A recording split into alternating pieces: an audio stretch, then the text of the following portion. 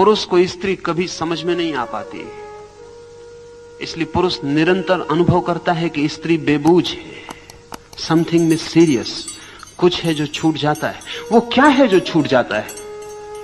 निश्चित ही पुरुष और स्त्री साथ साथ जीते हैं। पुरुष स्त्री से पैदा होता है, स्त्री के साथ जीता है, प्रेम करता है, जन्म पूरा जीवन बिताता है। फिर भी क्या है जो स्त्री के भीतर पुरुष के लिए अनजान और अपरिचित रह जाता है? वही अनजान और अपरिचित तत्व का नाम लाओस से कह रहा है फेमिनिन मिस्ट्री, घाटी का रहस्य, अंधकार का रहस्य, निषेध की खूबी। क्या है स्त्री के भीतर? अगर एक स्त्री आपसे प्रेम में पड़ जाए तो भी आक्रमण नहीं करती, प्रेम में भी आक्रमण नहीं करती है, प्रेम में भी प्रतीक्षा करती है, आक्रमण का मौका आपको ही देती है। आप कभी किसी स्त्री से ऐसा न कह सकेंगे कि तूने मुझे प्रेम में उलझा दिया, कि तूने मुझे विवाह में डाल दिया। स्त्रियां ही डालती हैं,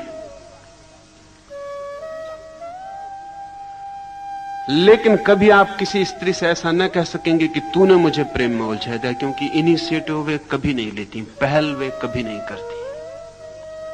वही उनका रहस्य, खींचना बिना किसी क्रिया के, बिना किसी कर्म के आकर्षित करना, सिर्फ होने मात्र से आकर्षित करना, जिसको कृष्ण ने गीता में इनेक्शन कहा है, अकर्म कहा है। स्त्री का रहस्य वही है। वो अगर प्रेम में भी गिर जाए तो उसकी तरफ से इशारा भी नहीं मिलता कि वो आपके प्रेम में गिर गई है। उसकी मौजूदगी आपको खींचती है, खींचती है। आप ही पहली दफा कहते हैं कि मैं प्रेम में पड़ गया हूं। स्त्री कभी किसी से नहीं कहती कि मैं तुम्हारे प्रेम में पड़ गई हूं। पहल कभी नहीं करती, क्योंकि पहल आक्रामक है, एग्रेसिव है, पॉजिटिव है। जब मैं किसी से कहता हूं कि मैं तुम्हें प्रेम करता हूं, मैं अपने से बाहर गया,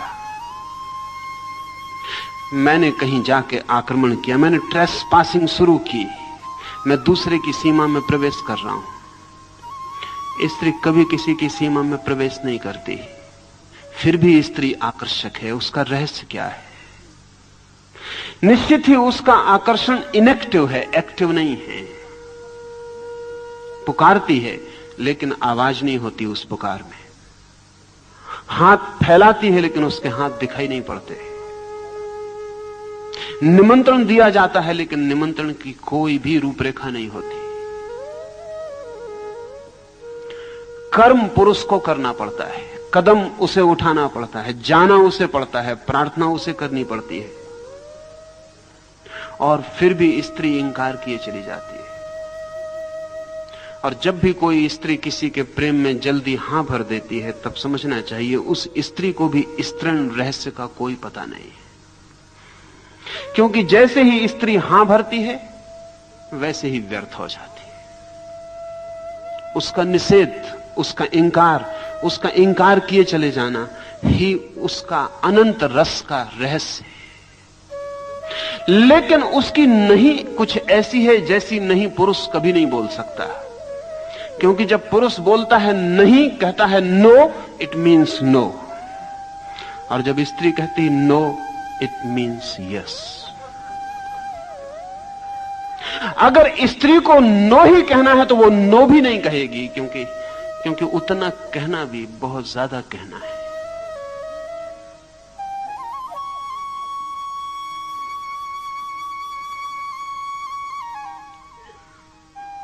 मुल्ला नसरुद्दीन एक युवती के प्रेम में पड़ गया है। बहुत परेशान घर आके अपने पिता को कहा है, चिंतित उदास है। तो पिता ने पूछा है इतना चिंतित क्यों है नसरुद्दीन? नसरुद्दीन ने कहा कि मैं बड़ी मुश्किल में पड़ गया, जिस स्त्री के पीछे मैं 9 महीने से चक्कर लगा रहा हूं, आज उसने सब बात ही तोड़ दी। पिता ने कहा तू ना समझ, स्त्री जब कहे नहीं तो उसका अर्थ नहीं नहीं होता है। नसरुद्दीन ने कहा वो तो मैं भी जानता हूं, लेकिन उसने नहीं नहीं कहा, उसने कहा कि तू कुत्ता। नहीं उसने कहा ही नहीं। अगर वो नहीं कहती तो अभी मैं और 9 वर्ष चक्कर लगा सकता था।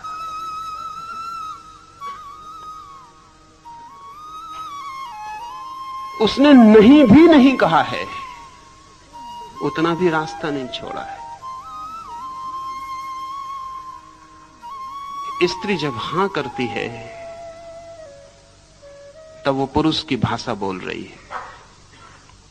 इसलिए स्त्री के मुंह से हां बहुत ही छोटा, उथला और गहरे अर्थों में अनैतिक मालूम पड़ता है, उतना भी आक्रमण है। स्त्री का सारा रहस्य और राज तो इसमें है, उसकी मिस्ट्री इसमें है कि वो नहीं कहती है और बुलाती है, नहीं बुलाती और निमंत्रण जाता है। अपनी ओर से कभी कोई कमिटमेंट स्त्री नहीं करती, सब कमिटमेंट पुरुष करता है, सब प्रतिबद्धताएं पुरुष की हैं। और इस भ्रांति में कोई पुरुष ना रहे कि स्त्री ने कुछ भी नहीं किया है। स्त्री ने बहुत कुछ किया है, लेकिन उसके करने का ढंग निषेधात्मक है, घाटी की तरह है, अंधेरे की तरह है। निषेध ही उसकी तरकीब है। दूर हटना ही पास आने का निमंत्रण है। उसकी बचने की कोशिश ही बुलावा है। ये फेमिनिन मिस्ट्री है, और इसमें और गहरे उतरेंगे तो बहुत सी बातें ख्याल में आएंगी। स्त्री संभोग की दृष्टि से भी निषेधात्मक है, पैसिव है। इसलिए दुनिया में स्त्रियों के ऊपर कोई बलात्कार का जुर्म नहीं रखा जा सकता। किसी स्त्री ने लाखों वर्ष के इतिहास में किसी पर बलात्कार नहीं किया है। स्त्री के व्यक्तित्व में बलात्कार असंभव है। पुरुष बलात्कार कर सकता है, करता है, और 100 में 90 मौके पर पुरुष जो भी करता है वो बलात्कार ही होता है। 100 में 90 मौके पर, उन मौकों पर नहीं जो अदालत में पकड़े जाते हैं। पति अपनी पत्नी के साथ भी जो संबंध निर्मित करता है उसमें 90 मौके पर बलात्कार होता है, क्योंकि स्त्री चुप है। उसकी चुप्पी हां समझी जा सकती है।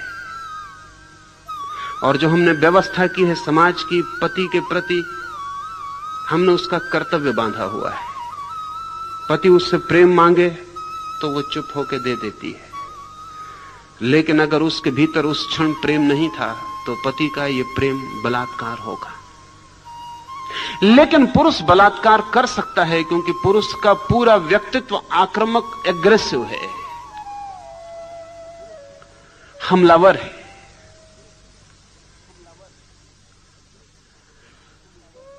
स्त्री का व्यक्तित्व रिसेप्टिव, ग्राहक है।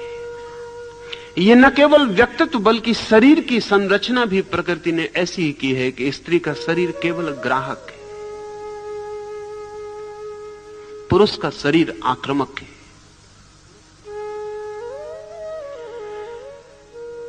लेकिन सृजन होता है स्त्री से, जन्म होता है स्त्री से। आक्रमण करता है पुरुष, जो कि बिल्कुल संयोगिक है, जिसके बिना चल सकता है, और जन्म होता है स्त्री से जो केवल ग्राहक है। वैज्ञानिक कहते हैं जब भी कहीं जन्म होता है तो अंधेरे में, बीज फूटता है तो जमीन के अंधेरे में। रोशनी में ले आओ और बीज फूटना बंद कर देता है। एक व्यक्ति जन्मता है तो मां के गर्भ के अंधकार में, निपट गहन अंधकार में। प्रकाश में ले आओ, जन्म मृत्यु बन जाती है। जीवन में जो भी पैदा होता है सूत्र रहस्य का, वो सदा अंधकार में, गुप्त और छिपे हुए जगत में होता है। और गुप्त वही हो सकता है जो एग्रेसिव ना हो, आक्रामक ना हो। जो आक्रामक है वो गुप्त कभी नहीं हो सकता। इसलिए पुरुष के व्यक्तित्व में सतह बहुत होती है, गहराई नहीं होती उतनी। स्त्री के व्यक्तित्व में सतह बहुत कम होती है, गहराई बहुत ज्यादा होती है।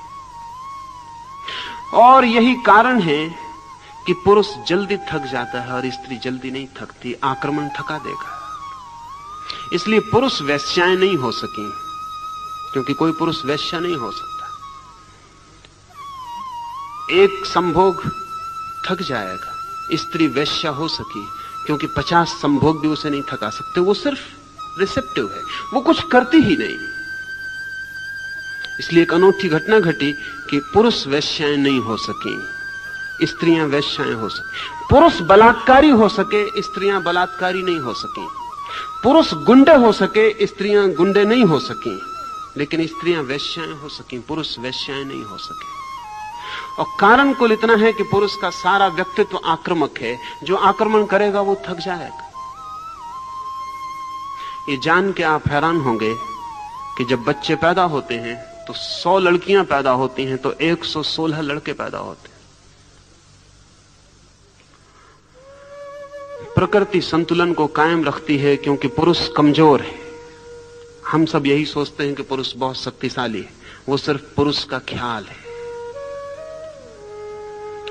पुरुष कमजोर है इसलिए 116 लड़के पैदा करने पड़ते हैं और 100 लड़कियां, क्योंकि 14 वर्ष के होते होते 16 लड़के मर जाते हैं और लड़के और लड़कियों का अनुपात बराबर हो जाता है।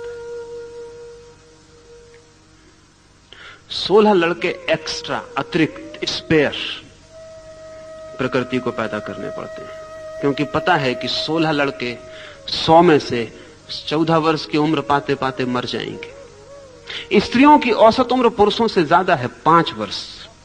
अगर पुरुष 70 साल जीता है तो स्त्रियां 75 साल जीती हैं। और स्त्रियां जितना श्रम उठाती हैं शरीर से, क्योंकि एक बच्चे को जन्म देने में जितना श्रम है उतना एक एटम बम को जन्म देने में भी नहीं है।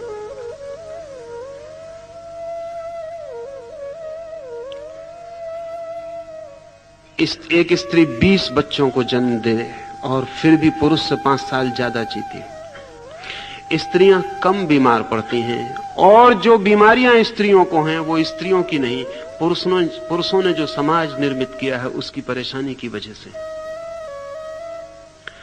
स्त्रियां कम बीमार पड़ती हैं, फिर भी जितनी बीमार पड़ती हैं उसमें भी कोई 70% कारण पुरुषों ने जो व्यवस्था की है वो है, स्त्रियां नहीं। क्योंकि सारी व्यवस्था पुरुष की है, मैन डोमिनेटेड है और पुरुष अपने ढंग से व्यवस्था करता है, उसमें स्त्री को एडजस्ट होना पड़ता है, वो उसकी बीमारी का कारण है। हिस्टीरिया पुरुषों के समाज में स्त्रियों को एडजस्ट होने का परिणाम है। अगर स्त्रियों का समाज हो और पुरुषों को उसमें एडजस्ट होना पड़े तो हिस्टीरिया इससे 5 गुना ज्यादा होगा। करीब करीब सारे पुरुष पागल हो जाएंगे। वो स्त्रियों का रेसिस्टेंस है, प्रतिरोधक शक्ति है कि वो सब पागल नहीं हो गई। फिर भी स्त्रियां आपको क्रोधी दिखाई पड़ती हैं, ईर्ष्यालु दिखाई पड़ती हैं, उपद्रव, कलह 24 घंटे वो जारी रखती हैं। उसका कुल कारण इतना है कि वे जो होने को पैदा हुई हैं, समाज उनको वो नहीं होने देता और कुछ और करवाने की कोशिश करता है। उससे उनकी सृजनात्मक शक्ति विध्वंस की तरफ, परवर्षण की तरफ, विकृति की तरफ चली जाती। और पुरुषों ने स्त्रियों को इतना दबाया और इतना सताया तो आमतौर से लोग समझते हैं, स्त्रियां भी यही समझती हैं कि स्त्रियां कमजोर थीं इसलिए पुरुषों ने इतना सताया। मैं आपसे कहना चाहता हूं, जो जानते हैं वो कुछ और जानते हैं। वो ये जानते हैं कि स्त्रियां इतनी शक्तिशाली थीं कि अगर न दबाई गई होती तो पुरुषों को उन्होंने कभी का दबा डाला होता। उनको बचपन से ही दबाने की जरूरत है, नहीं वो खतरनाक सिद्ध हो सकती है। स्त्रियों को सारी दुनिया में दबाए जाने का जो असली कारण है, वो असली कारण यह है कि वो इतनी शक्तिशाली सिद्ध हो सकती हैं अगर बिना दबाई छोड़ दी जाएं कि पुरुष बहुत मुश्किल में पड़ जाएगा। इसलिए उन्हें सब तरफ से रोक देना जरूरी है और बचपन से रोक देना जरूरी है। और रुकावट करीब करीब वैसी है जैसे चीन में हम स्त्रियों को लोहे के जूते पहना देते थे, फिर उनका पैर बड़ा नहीं हो पाता था। फिर वे स्त्रियां दौड़ नहीं सकती थीं, चल नहीं सकती थीं, ठीक से भाग नहीं सकती थीं। सच तो यह है, उन्हें सदा ही पुरुष के कंधे के सहारे की जरूरत थी। और फिर पुरुष उनसे कहता था नाजुक, डेलिकेट। और नाजुक होने को पुरुष ने एक मूल्य बना दिया, एक वैल्यू बना दिया, क्योंकि स्त्री नाजुक हो तो ही उस पर काबू किया जा सकता है। स्त्री पुरुष से ज्यादा मजबूत सिद्ध हो सकती है अगर उसको पूरा विकसित होने दिया जाए, क्योंकि प्रकृति ने उसे जन्म की शक्ति दी है और जन्म की शक्ति सदा उसके पास होती है जो ज्यादा शक्तिशाली है। अन्यथा गर्भ को खींच लेना असंभव हो जाए। लाओस से कहता है इस स्त्रीण रहस्य को ठीक से समझ लें, ये घाटी की जो आत्मा है इसे ठीक से समझ लें। ये घाटी की आत्मा कभी थकती नहीं, ये कभी मरती नहीं। ये जो निषेध है, ये जो ना करने के द्वारा करने की कला है, ये जो बिना आक्रमण के आक्रमण कर देना है, ये बिना बुलाए बुला लेने का जो राज है, इसे ठीक से समझ लें। क्योंकि लाओस से कहता है इस राज को समझकर ही कोई जीवन के परम सत्य को उपलब्ध कर सकता है। हम पुरुष की तरह परम सत्य को कभी नहीं पा सकते, क्योंकि परम सत्य पर कोई आक्रमण नहीं किया जा सकता। कोई हम बंदूकें और तलवारें लेकर परमात्मा के मकान पर कब्जा नहीं कर लेंगे। परमात्मा को केवल वे ही पा सकते हैं जो स्त्रीण रहस्य को समझ गए, जिन्होंने अपने को इतना समर्पित किया, इतना छोड़ा, लेट गो, कि परमात्मा उनमें उतर सके। ठीक वैसे ही जैसे स्त्री पुरुष के प्रेम में अपने को छोड़ देती है, कुछ करती नहीं, बस छोड़ देती है, और पुरुष उसमें उतर पाता है। एक बहुत अनूठी बात जो इधर 10 वर्षों में ख्याल में आनी शुरू हुई, क्योंकि वास्तविक स्त्री खो गई है दुनिया से, और जो स्त्री है वो बिल्कुल सूडो है, वो पुरुष के द्वारा बनाई गई है, वो बिल्कुल बनावटी है। जिसको हम आज स्त्री कह के जानते हैं वो पुरुष के द्वारा बनाई गई गुड़िया से ज्यादा नहीं है। वो स्वाभाविक स्त्री नहीं है जैसी होनी चाहिए। अभी पश्चिम में एक छोटा सा वैज्ञानिकों का प्रयोग चलता है, जिसमें वो ये कोशिश करते हैं कि क्या ये संभव है, और तंत्र ने इस पर बहुत पहले काम किया है, बहुत पहले, कोई 2000 साल पहले, और ये अनुभव किया है कि ये हो सकता है। स्त्री और पुरुष के संभोग में चूंकि पुरुष सक्रिय होता है, अगर पुरुष सक्रिय ना हो पाए तो संभोग असंभव है। अगर पुरुष कमजोर हो जाए, वृद्ध हो जाए, उसके जनन यंत्र शिथिल हो जाएं तो संभोग असंभव है।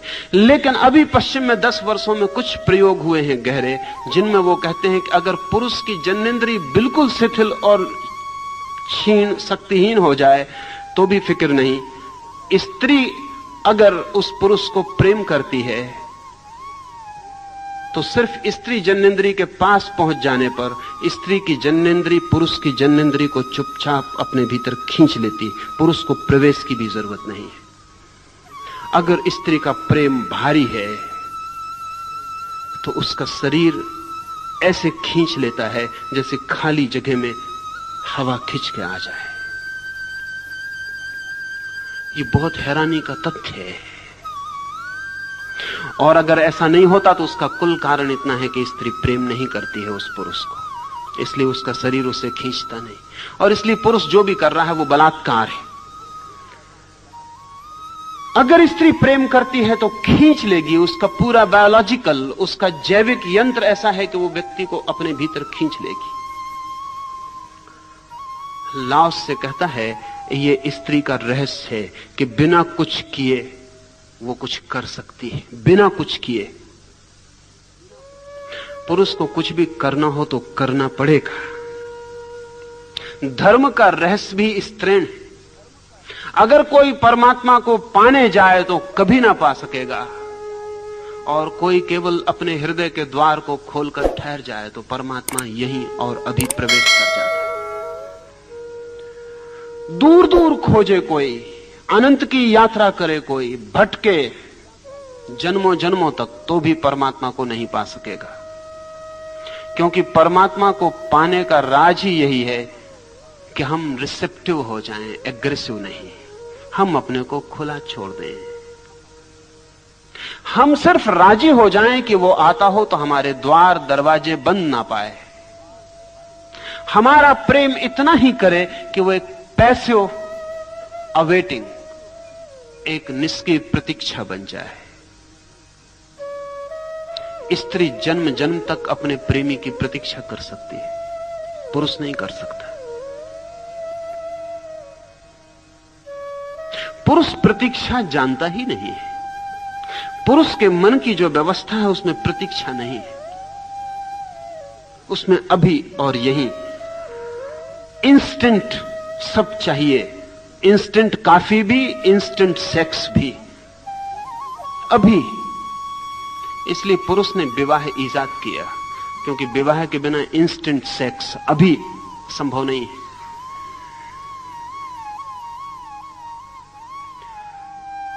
पुरुष प्रतीक्षा बिल्कुल नहीं कर सकता, आतुर है, व्यग्र है, तनावग्रस्त है। लेकिन स्त्री प्रतीक्षा कर सकती, अनंत प्रतीक्षा कर सकती। इसलिए जब इस मुल्क में हिंदुओं ने पुरुषों को विधुर रखने की व्यवस्था नहीं की और स्त्रियों को विधवा रखने की व्यवस्था की, तो यह सिर्फ स्त्रियों पर जाति ही नहीं थी, ये स्त्रियों की प्रतीक्षा के तत्व की समझ भी इसमें थी। एक स्त्री अपने प्रेमी के लिए पूरे जन्म, अगले जन्म तक के लिए प्रतीक्षा कर सकती, ये भरोसा किया जा सकता, लेकिन पुरुष पर यह भरोसा नहीं किया जा सकता। इसलिए भारत ने अगर स्त्रियों को विधवा रखने की व्यवस्था दी और पुरुषों को नहीं दी, तो सिर्फ इसलिए नहीं कि यह व्यवस्था पुरुष के पक्ष में थी, जहां तक मैं समझ पाता हूं यह पुरुष का बहुत बड़ा अपमान था, ये स्त्री का गहनतम सम्मान था, क्योंकि इस बात की सूचना थी कि हम स्त्री पर भरोसा कर सकते हैं कि वो प्रतीक्षा कर सकती है, लेकिन पुरुष पर भरोसा नहीं किया जा सकता है। पुरुष पर भरोसा नहीं किया जा सकता, इसलिए विधुर को रखने के लिए आग्रह नहीं रहा। कोई रहना चाहे वो उसकी मर्जी, लेकिन स्त्री पर आग्रह था, और आग्रह इसलिए था कि उसकी प्रतीक्षा में ही उसका वो जो स्त्रीण तत्व है वो ज्यादा प्रकट होगा। उसे जितना अवसर मिले निष्क्रिय प्रतीक्षा का, उसके भीतर की गहराइयां उतनी ही गहन और गहरी हो जाती हैं, और उसके आंतरिक रहस्य मधुर और सुगंधित हो जाते हैं। एक बहुत हैरानी की बात मैं कभी कभी पढ़ता रहा हूं, कभी मेरे ख्याल में नहीं आती थी कि बात क्या होगी।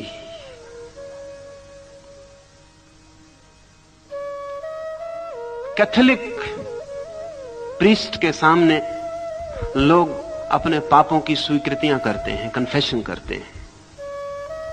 अनेक कैथोलिक पुरोहितों का यह अनुभव है कि जब स्त्रियां उनके सामने अपने पापों की स्वीकृति करती हैं तो स्वभावतः वे भी मनुष्य हैं और केवल ट्रेंड प्रीस्ट हैं। ईसाइयत ने एक दुनिया को बड़े से बड़ी जो बुरी बात दी है वो ये, प्रशिक्षित पुरोहित दिए।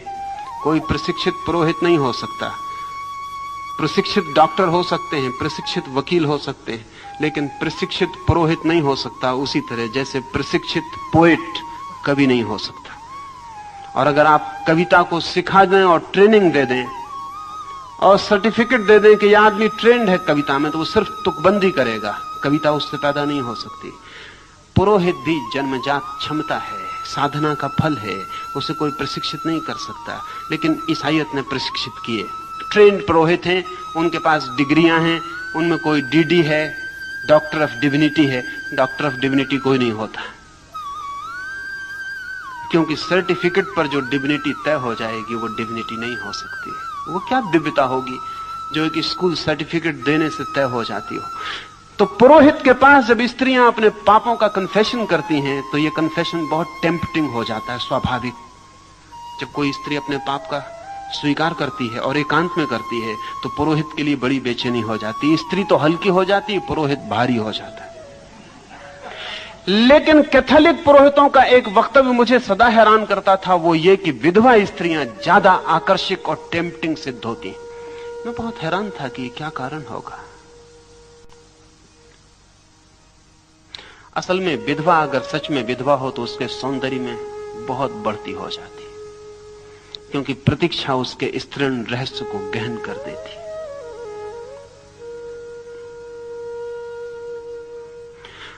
कुंवारी लड़की में जो रहस्य होता है वो प्रतीक्षा का है।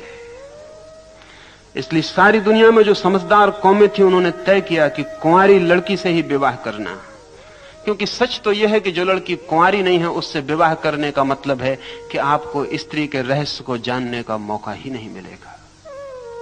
वो रहस्य पहले ही खंडित हो चुका, वो स्त्री छिछली हो गई,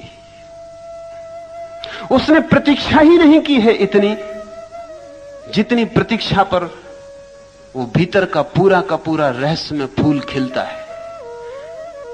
इसलिए जिन समाजों ने स्त्री के कुंवारे रहने पर और विवाह पर जोर दिया, उन्होंने पुरुष के कुंवारेपन की बहुत फिक्र नहीं की। उसका कारण है कि पुरुष के कुंवारेपन या ना कुंवारेपन से कोई फर्क नहीं पड़ता है,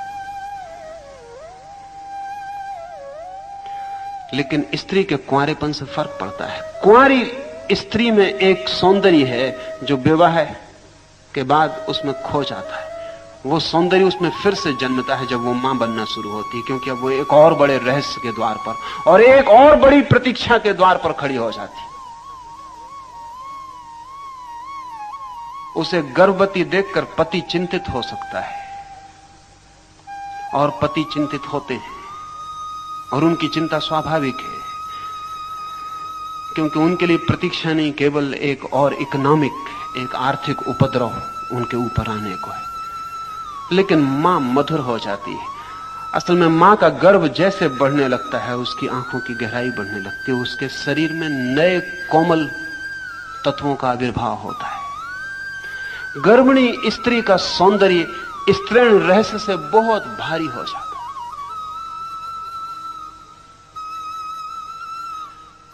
ये क्या होगा रहस्य? ये पैसिविटी इज द सीक्रेट। अब मां बनने के लिए कुछ उसे करना तो पड़ता नहीं। बेटा उसके पेट में बड़ा होने लगता है, उसे सिर्फ प्रतीक्षा करनी होती, उसे कुछ भी नहीं करना होता।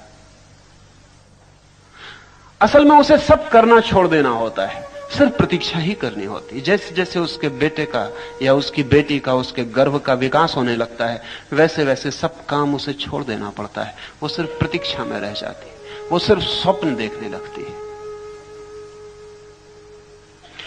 इसलिए अगर सारा काम स्त्री छोड़ दे बच्चे के जन्म के करीब, तो वे स्वप्न देख सकती है जो उसके बच्चे के भविष्य की सूचनाएं होंगे। इसलिए महावीर या बुद्ध की मां के स्वप्न बड़े मूल्यवान हो गए।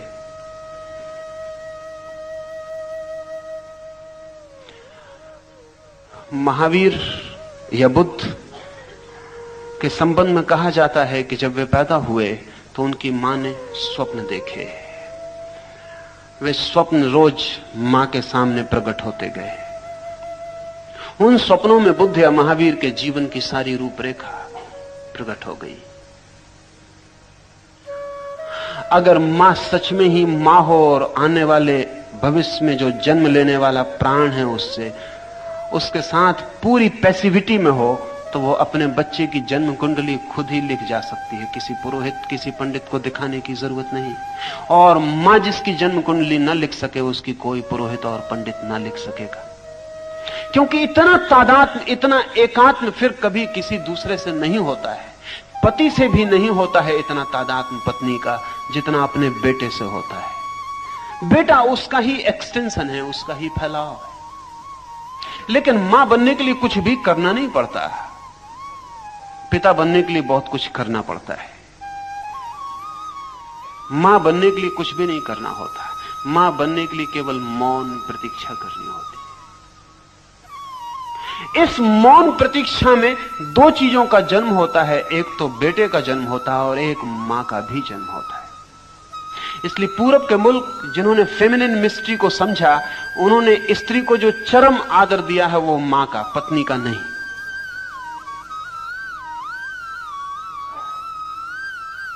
ये बहुत हैरानी की बात है। मुझसे लोग पूछते थे कि आप सन्यासियों को स्वामी कहते हैं, लेकिन सन्यासियों को मां क्यों कहते हैं, जबकि वो भी, उनका विवाह भी नहीं हुआ, उनका बच्चा भी नहीं हुआ। असल में मां का संबंध स्त्री की चरम गरिमा से है। वो अपनी चरम गरिमा पर सिर्फ मां के क्षण में होती। उसका जो पीक एक्सपीरियंस है वो पत्नी होना नहीं है, प्रेयसी होना नहीं है। प्रेयसी और पत्नी होना केवल चढ़ाई की शुरुआत है। उसका जो पीक एक्सपीरियंस है, जो शिखर अनुभव है, उसका मां होना।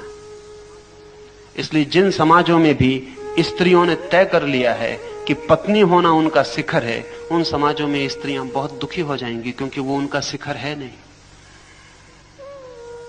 यद्यपि पुरुष राजी है कि वे पत्नी होने को ही अपना शिखर समझें, क्योंकि पुरुष को पति होने पर शिखर उपलब्ध हो जाता है, पिता होने पर उसे शिखर उपलब्ध नहीं होता। उसे प्रेमी होने पर शिखर उपलब्ध हो जाता है, लेकिन स्त्री को उपलब्ध नहीं होता। स्त्री का ये जो मातृत्व का राज है, इसे लाओस से कहता है ये अंधेरे जैसा है। इसमें और बहुत सी बातें ख्याल में लेने जैसी हैं। जब पुरुष पैदा होता है, जब एक बच्चा पैदा होता है, लड़का पैदा होता है, तो उसके पास अभी सेक्स हार्मोन होते नहीं, बाद में पैदा होने शुरू होते हैं। उसका वीर्य बाद में निर्मित होना शुरू होता है। लेकिन यह जान के आप हैरान होंगे कि जब लड़की पैदा होती है तो वो अपने सब अंडे साथ लेके पैदा होती है। उसके जीवन भर में जितने अंडे प्रति माह है उसके मासिक धर्म में निकलेंगे, उतने अंडे वो लेकर ही पैदा होती है। स्त्री पूरी पैदा होती है, उसके पास पूरा कोष होता है उसके एग्स का, फिर उनमें से एक एक अंडा समय पर बाहर आने लगेगा। लेकिन वो सब अंडे लेकर आती है। पुरुष अधूरा पैदा होता है, और अधूरे पैदा होने की वजह से लड़के बेचैन होते हैं और लड़कियां शांत होती हैं। एक अनइजीनेस लड़के में जन्म से होती है, लड़की में एक एट ईजनेस जन्म से होती है। लड़की के शरीर का, उसके व्यक्तित्व का जो सौंदर्य है, वो उसकी शांति से बहुत ज्यादा संबंधित है। अगर लड़की को बेचैन करना हो तो उपाय करने पड़ते हैं, और लड़के को अगर शांत करना हो तो उपाय करने पड़ते हैं। अशांत होना स्वाभाविक है। बायोलॉजिस्ट कहते हैं कि उसका कारण है कि स्त्री जिस अंडे से बनती है उसमें जो अणु होते हैं वो XX होते हैं, दोनों एक से होते हैं, और पुरुष जिस क्रोमोसोम से बनता है उसमें XY होता है, उसमें एक X होता है एक Y होता है, वो समान नहीं होते। स्त्री में जो तत्व होते हैं वो XX होते हैं, दोनों समान होते हैं, इसलिए स्त्री सुडौल होती है, पुरुष सुडौल नहीं हो पाता। स्त्री के शरीर में जो कर्व्स का सौंदर्य है वो उसके XX दोनों संतुलित अंडों के कारण है, और पुरुष के शरीर में वैसा संतुलन नहीं हो सकता क्योंकि XY उसके एक और दूसरे में समानता नहीं है। स्त्री के व्यक्तित्व को बनाने वाले 48 अणु हैं, वो पूरे हैं 24-24। पुरुष को बनाने वाले 47 हैं, और बायोलॉजिस्ट कहते हैं कि वो जो एक अणु की कमी है वही पुरुष को जीवन भर दौड़ाती है। इस दुकान से उस दुकान, जमीन से चांद दौड़ाती रहती। वो जो एक कम है उसकी खोज वो पूरा होना चाहता है।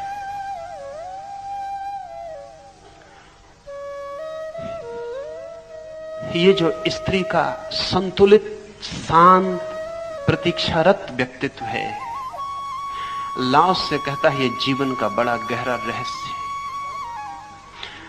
परमात्मा स्त्री के ढंग से अस्तित्व में है, पुरुष के ढंग से नहीं।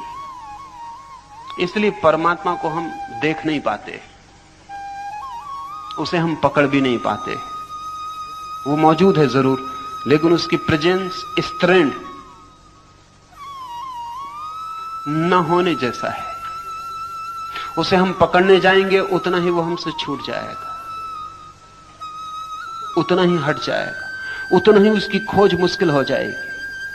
अस्तित्व स्त्रीण है, इसका अर्थ यह है कि अस्तित्व में जो भी प्रकट होता है अस्तित्व में पहले से छिपा है। एक, जैसा मैंने कहा, स्त्री में जो भी पैदा होगा वो सब पहले से ही छिपा है, वो अपने जन्म के साथ लेकर आती है सब, उसमें कुछ नया एडिशन नहीं होता।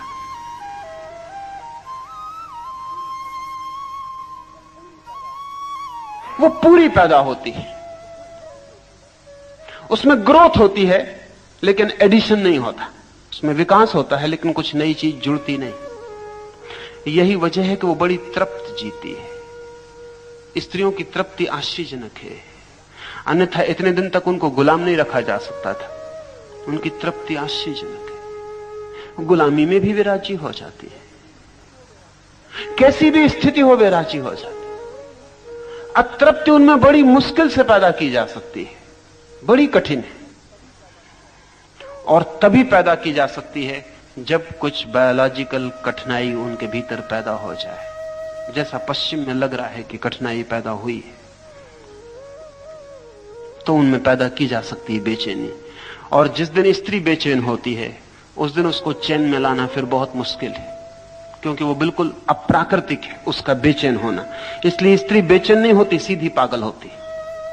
या आप जान के हैरान होंगे कि स्त्री या तो शांत होती है या पागल हो जाती है, बीच में नहीं ठहरती, ग्रेडेशंस नहीं है। पुरुष ना तो शांत होता है इतना, ना इतना पागल होता है, बीच में काफी डिग्रीज हैं उसके पास, अशांति की डिग्रीज में वो डोलता रहता है। बड़ी से बड़ी अशांति में भी वो पागल नहीं हो जाता, और बड़ी से बड़ी शांति में भी वो बिल्कुल शांत नहीं हो जाता। नीत्शे ने बहुत विचार की बात कही है। उसने कहा है कि जहां तक मैं समझता हूं, बुद्ध जैसे व्यक्ति में स्त्रीण तत्व ज्यादा रहे होंगे।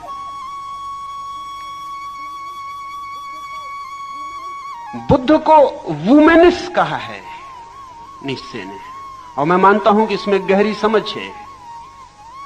सच यह है कि जब कोई पुरुष भी पूरी तरह शांत होता है तो स्त्रीण हो जाता है, हो ही जाएगा, हो जाएगा इसलिए कि इतना शांत हो जाएगा कि वो जो पुरुष की अनिवार्य बेचैनी थी, वो जो अनिवार्य अशांति थी, अनिवार्य तनाव था, वो जो टेंशन था पुरुष के अस्तित्व का, वो खो जाएगा। यही वजह है कि हमने भारत में प्रतीकात्मक रूप से कृष्ण की, बुद्ध की, महावीर की दाढ़ी मूछ नहीं बनाई। ऐसा नहीं कि नहीं थी,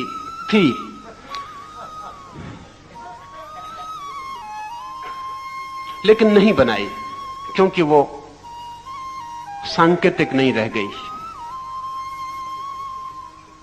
सांकेतिक नहीं रह गई। वो बुद्ध के भीतर की खबर नहीं देती, इसलिए उसे हटा दिया। सिर्फ एक मूर्ति पर बुद्ध की दाढ़ी है, इसलिए लोग उस मूर्ति को कहते हैं वो झूठ है, वो ठीक नहीं है, क्योंकि किसी मूर्ति पर दाढ़ी नहीं है। महावीर की एक मूर्ति पर मूंछ है, तो लोग कहते हैं कि वो कुछ किसी जादूगर ने उन पर मूंछ उगा दी है। तो उस पूरे मंदिर का नाम मुछाला महावीर है, मूंछ वाले महावीर, क्योंकि महावीर तो मूंछ वाले थे नहीं।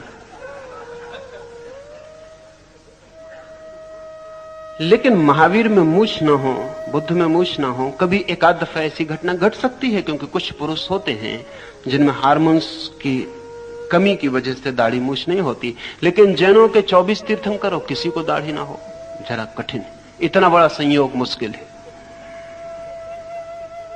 लेकिन वो प्रतीकात्मक है, वो इस बात की खबर है कि हमने ये स्वीकार कर लिया था कि ये व्यक्ति अब स्त्रीण रहस्य में प्रवेश कर गया, द फेमिनिन मिस्ट्री में।